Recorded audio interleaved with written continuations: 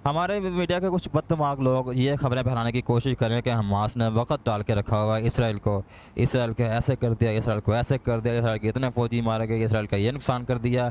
लन किया उन्होंने, ठीक है, जो उन्होंने किया वो नज़र आ रहा है। ये अगर ऊपर ऊपर से देखा जाए सारे मामले को, तो ये सब एक तरह से हमास ने किया है। जितने भी इस वक्त तबाही हुई है गज़ा की, जो है बेगुनाह लोगों की जितनी मौतें हुई हैं, ये सब की सब, इसका सबका ज़िम्मेदार और सबका क्रेडिट सिर्फ हमास को जाता है, जिसने अपने पास कुछ भी ना होते हुए ये जंग छेड़ी है।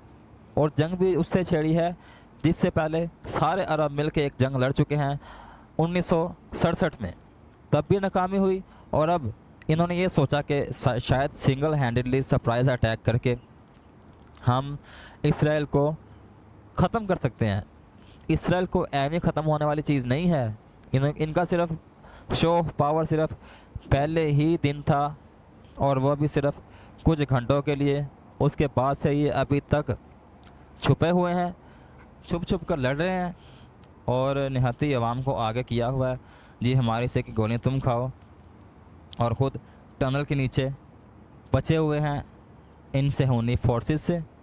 ये सारी एक्सरसाइज का फ़ायदा हुआ क्या? अब ये देखना चाहिए ना कि ऐसा करने से क्या फ़ायदा होना था। ये ऐसा करने से कोई फ़ायदा नहीं हुआ मुसलमानों को और ना ही गज़ा के लोगों को। इसका सिर्फ़ और सिर्फ नुकसान हुआ है। नुकसान ये हुआ कि इतनी मुश्किल से वहाँ के गरीब लोगों ने इंफ्रास्ट्रक्चर बनाया, रहने के लिए जगह बनाई, घर बनाए, तामीर किए, तामीरात हुई, कारोबार चलने शुरू हुए। 2007-8 के बाद से लेकर अब तक 10-12 साल लगे इनको मुसलसल मेहनत करने में, इतना सब इस्टेब्लिश करने में, जो सिर्फ़ और सिर्फ 15 से 20 दिन की जंग में सारा कुछ तबाह हो चुका है। ये सामने नज़र आ रहा है, सामने बिल्कुल लाइव व्यू है, रॉयटर्स की लाइव स्ट्रीमिंग चल रही है, पहले दिन से चला रहे हैं। ये सारा व्यू बिल्कुल सामने है, खंडर ही खंडर नज़र आ रहा है। और कहीं कहीं जो बिल्डिंग नज़र आ रही है उसे भी दाग लगा हुआ है रॉकेट का, मिसाइल का। अब तो इसराइल के टैंक्स अंदर घुस चुके हैं, अब तो उन्होंने इन्वेजन कर दिया हुआ है। अब घर घर की तलाशी ले रहे हैं और मार रहे हैं लोगों को घरों में घुस के, जिस तरह के है नो के बिल्कुल इस तरह नहीं जिस तरह का हमारा मीडिया दिखा रहा है कि हमास के बहादुरों ने ये कर दिया, हमास के मुजाहिदीन ने ये कर दिया, वो कर दिया। कुछ भी नहीं किया। कुछ किया होता ना, वो हर आम बंदे को पता चल जाना था, भाई इस वक्त इन्होंने ये किया, इस वक्त ये किया। किसी भी इसराइल के इलाके में कोई भी हमला नहीं हुआ 7 अक्टूबर से लेकर अब तक, और ना ही किसी तरह के रॉकेट दोबारा वहाँ पहुँच सके हैं। उनका डिफेंस सिस्टम इतना मजबूत है। और तुम्हारे पास क्या है गधो, उल्लू के पट्ठो? तुम्हारे पास था क्या? पहले दिन से तुम्हारे पास कुछ नहीं था। जो तुमने रॉकेट बनाया है वो तो हमारे यहाँ ब्याह शादियों में लोग पटाखे मारते हैं, ये तो वो हैं। अगर कोई इसकी जद में आएगा तभी नुकसान होगा।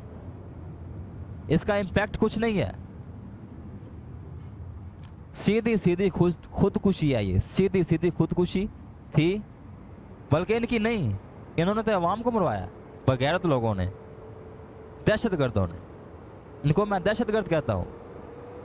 अब इतनी मासूम जानों का इल्ज़ाम किस पे धरा जा सकता है? क्या मुसलमान की ये सिफ्त है कि वो किसी बेगुनाह इंसान को मारे, पहल करे किसी भी जंग में?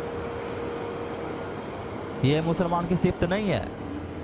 मुसलमान के जितना ज़्यादा, मुसलमान से ज़्यादा दुनिया में कोई अमन पसंद नहीं होना चाहिए।